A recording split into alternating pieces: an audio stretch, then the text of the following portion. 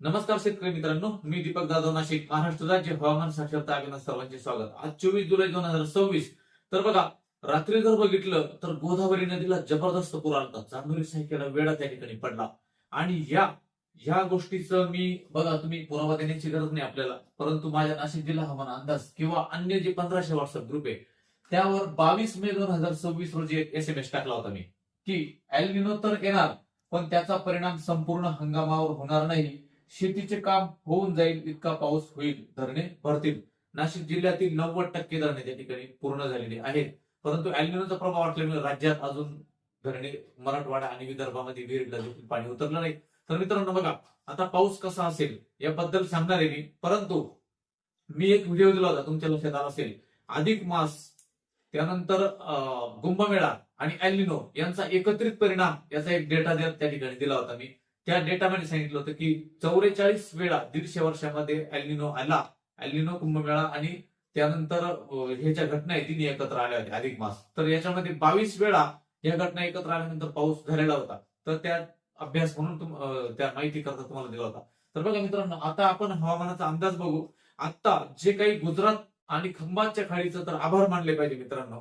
राज्यामध्ये कुठेही पाऊस नसताना, एल्निनोचा प्रभाव असताना मराठवाड्यामध्ये जर विचार करा, त्या ठिकाणी कोरडे ठाक, विहिरींना पाणी नाही. आणि त्यावेळेस इकडे पश्चिम महाराष्ट्र, उत्तर महाराष्ट्राकडे पाऊस होतो, त्यातही नाशिक जिल्ह्यात होतो.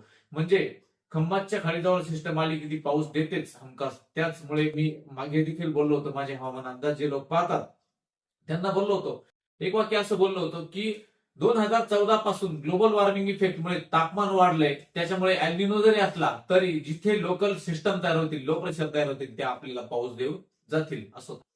देशात बघा सिस्टीम जी बनली, जी काही ट्रफ बनली, ती बघा, ह्या इकडे सायक्लोनिक सर्क्युलेशन अशी गुजरात पर्यंत एक ट्रफ बनली.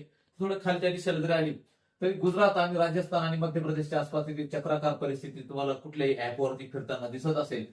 आणि संपूर्ण मुंबईपासून कोकण किनारपट्टीला एक ट्रफ बनलेली, त्याच्या प्रभावामुळे जो कोकण किनारपट्टी आणि पश्चिम घाटाच्या पश्चिम बाजूला जोरदार पाऊस झाला, त्याचं कारणच ही सिस्टम होती. तर बघा, सॅटेलाइट पिक्चर जर बघितली तर बघा, ह्या ठिकाणी ढगांची जी सर्व एनर्जी या ठिकाणी आहे, त्याच्यामुळे इथे पावसाचा जो काही सगळा फ्लो, गुजरात जबरदस्त अंतिम पाऊस झाला.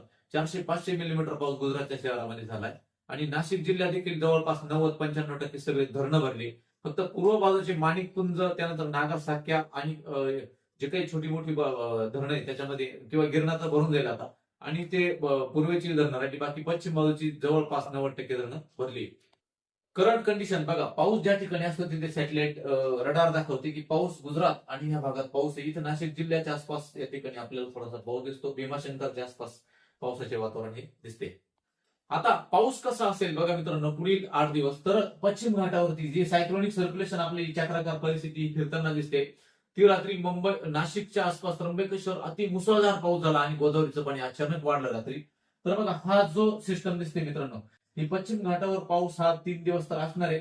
गुजरात पासून राजस्थानकडे सरकतो आणि पुन्हा एकदा खाली येतो. बघा ही सिस्टम कशी येते मी तुम्हाला स्क्रीनवर घेऊन सांगतो. तर बघा मित्रांनो, आता ही सिस्टम आज 24 तारखेला ह्या ठिकाणी आहे.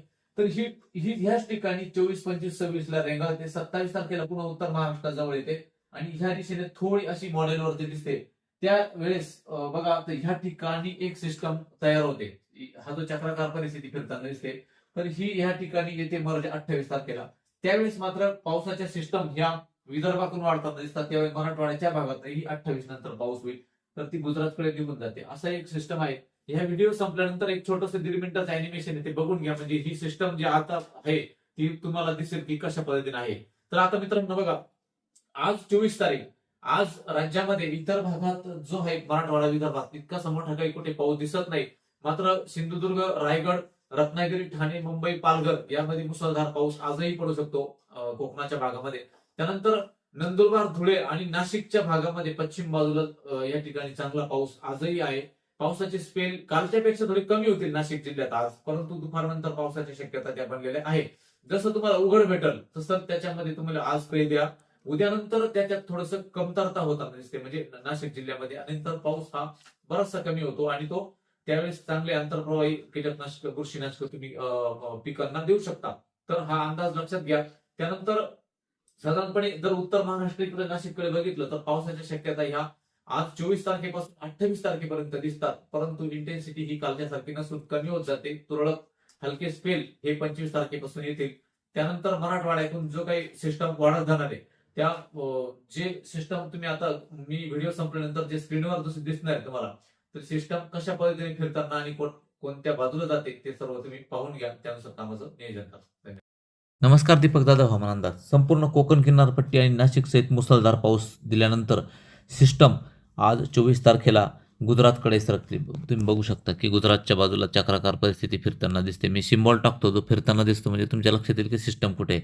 26 तारखेला ती थोडे गुजरात आणि राजस्थानच्या बॉर्डरला सरकते. मात्र 27 तारखेला पुन्हा एकदा ती सुरतकडे सरकून उत्तर महाराष्ट्राच्या भागात आपल्याला येताना दिसते. त्या काळामध्ये एक बंगालच्या उपसागरात 27 तारखेला पुन्हा एकदा एक चक्राकार परिस्थिती फिरताना दिसते. आणि ही पहिली सिस्टम जी चालू आहे आपल्याकडे ती तर आहेच उत्तर महाराष्ट्राच्या कोपऱ्यावर, गुजरातच्या आसपास. त्यावेळेस काय होतं की 28 आणि 29 तारखेला ह्या दोन्ही सिस्टम, बंगालच्या उपसागरातली सिस्टम पुढे सरकते आणि जी सिस्टम आता गुजरातकडे आहे ती त्याच ठिकाणी असते. परंतु ह्या दोन्ही सिस्टम ह्या एकत्र मर्ज होतात.